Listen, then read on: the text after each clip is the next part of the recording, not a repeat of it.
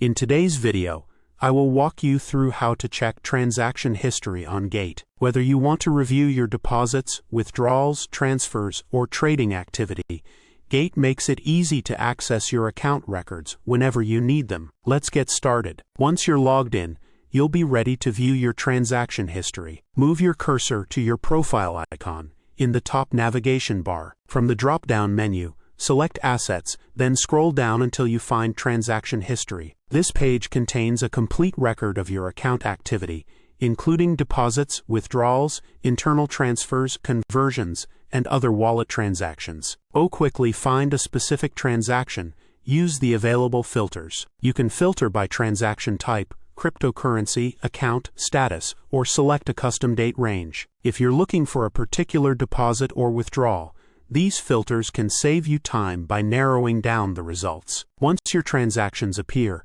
you can view important details such as the transaction date and time, cryptocurrency, amount, status, transaction ID, and other relevant information. If you need a copy for personal records, tax reporting, or bookkeeping, Gate may also provide an option to export your transaction history as a file, depending on the type of records you're viewing. And that's how you check your transaction history on Gate.